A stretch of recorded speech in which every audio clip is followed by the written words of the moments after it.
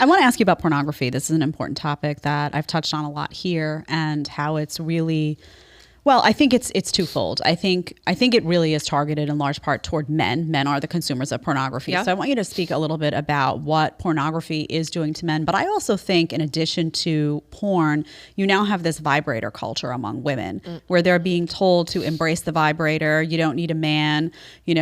Just be single, have Go this to the sperm vibrator. bank. Yeah, exactly. That whole philosophy. And they have invented machines that are quite powerful. I know. So I do not like them. That's So- why they've taken me off all the social and there's all these platforms. things about, desensitizing women and all that. Yes. But I want you to speak about pornography a little bit Okay. in general, and just this messaging about you don't need a man, and technology can replace a man. Yeah. What happens in those dynamics? I mean, I think we see it, we see it already in the children that are being produced from these women that are like, I don't need a man.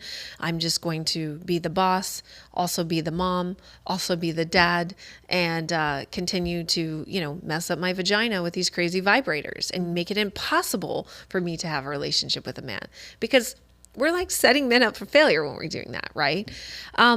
Why though? To explain why for people Okay. don't, just because it desensitizes you. Yeah, and like a man's dick, no matter how big or good or whatever's going on, it's not a machine. It's not a machine. It cannot vibrate and turn and move and jack. Like this stuff, it just cannot do that. And then we have these women that are disconnected from their yonis. They don't understand the anatomy. They jam these plastic silicone things up their body, and then they, are getting off from these things. And then they finally have a date with a guy, and then they're like, "Well, I didn't come. I wonder why." Well, like that's no secret why you didn't, right? You've been sleeping with your dildo every night. And no man can compare to that. So, and then men feel some kind of way, like, what did I do wrong? Right. Then we have ED that happens. Well, I didn't perform well. And then they get in their head about it for the next time. Like, I didn't make her come. I wonder if this is a repetitive thing. So then we're Is it putting me? more What's wrong with me? Exactly. More stress on them. With women not needing a man, I mean, it's just simple. Like, no woman just grows up naturally saying, like, unless it's been conditioned, right? Like, I want to grow up and be alone. Like from the age when they're just, 3, 4 and they're playing dress up, most girls are dreaming about getting married, right? You can say that's conditioned as well, but it's a conditioned of having a union, of having a life, of building something with someone. Because again, it's about masculine and feminine polarity being balanced. So children are not saying like, I want to grow up and be single. Yeah. And go to a sperm bank and impregnate myself and get a giant dildo and stick it inside me every night and snuggle that and 50,000 cats. Like, this is delusional that feminists are saying this. They've been conditioned to do it. Why? It's simple. Because they're super successful. They've made a shit ton of money. They intimidate most men. Most alpha men don't want anything to do with those women because they know they're going to call the shots.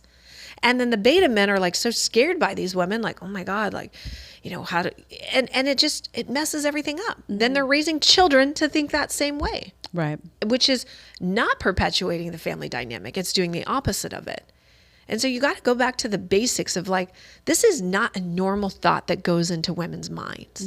No, I'm not saying like, yes, I am a component of marriage, but if you don't like marriage, great. If you do, but I've committed long-term partner that you're building something with, whether it's children, career, something to show a level of commitment. Because we're supposed to have that dynamic of being together. They pulled people as far as who is happiest.